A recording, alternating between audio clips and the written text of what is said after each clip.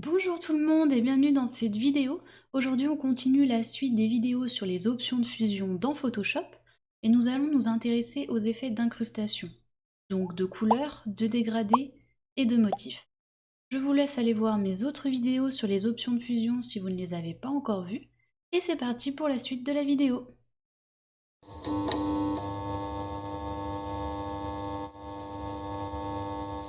Donc j'ai ouvert Photoshop et je vais y mettre un texte en blanc. Vous pouvez très bien utiliser une forme, un brush, etc. comme vous voulez.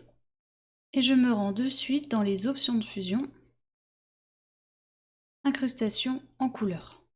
Et là vous voyez que ce n'est pas compliqué, il y a très peu de paramètres. Cet effet peut être multiplié, vous avez le petit plus à côté. Donc l'effet dépendra bien sûr du mode de fusion que vous avez choisi, de son opacité et de sa couleur. Par exemple, je vais mettre du bleu.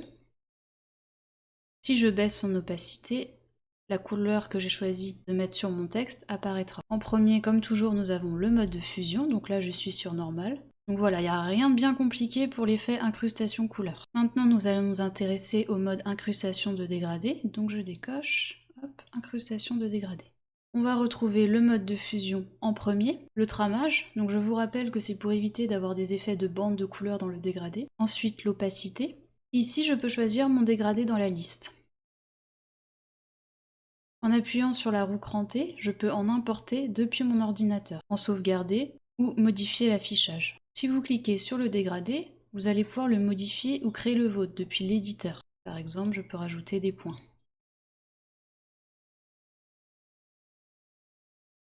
Et à côté, vous pouvez inverser ou pas votre dégradé. Là, vous avez les styles de dégradé, donc il y en a 5. Linéaire, qui est par défaut, radial, angle, réfléchi et losange. Ici, la case alignée sur le calque. Donc si vous la décochez, vous alignez par rapport à la taille de votre document. Donc moi, je vais la cocher, comme ça le dégradé est bien visible sur le calque. En dessous, l'angle. Et pour finir, l'échelle, qui agira en fonction de la case alignée sur le calque. Et voyons maintenant l'effet incrustation de motifs. Comme toujours, en premier, vous trouvez le mode de fusion. Ici, la liste des motifs que vous pouvez appliquer. Donc pareil que pour dégrader, vous pouvez en importer depuis la roue crantée juste ici. Importer des motifs. Soit des motifs que vous avez téléchargés ou des motifs que vous avez créés. En cochant la case magnétisme de l'origine, votre motif sera aligné par rapport à la taille de votre document. Ici, modifier l'échelle est lié au calque. Si vous avez coché la case liée au calque et que vous validez, vous voyez que le texte bouge avec son motif, donc le motif ne se déplace pas. Si vous décochez la case et que vous validez, le motif se déplacera. Donc je vais en profiter pour vous montrer comment créer votre propre motif sur Photoshop. Donc vous allez créer un nouveau document. On va mettre 100 pixels par 100. Il ne faut pas que l'image soit trop grande. Créer. Vous pouvez prendre un arrière-plan blanc ou transparent ou de couleur comme vous voulez. On peut y mettre des formes, des brushes, etc. tout ce qu'on veut. Donc moi je vais utiliser un brush. Par exemple, je vais faire des petits points.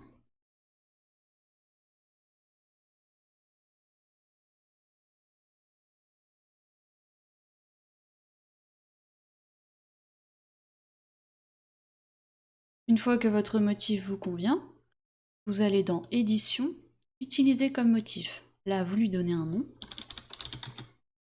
Vous validez. On va retourner sur notre document précédent. Et si je vais dans les options de fusion, incrustation en motif et que je déroule, vous voyez que mon motif est apparu juste en bas.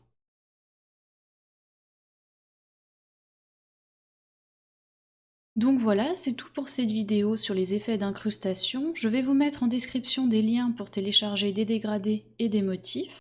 Et je vous dis à bientôt dans une prochaine vidéo. Salut tout le monde!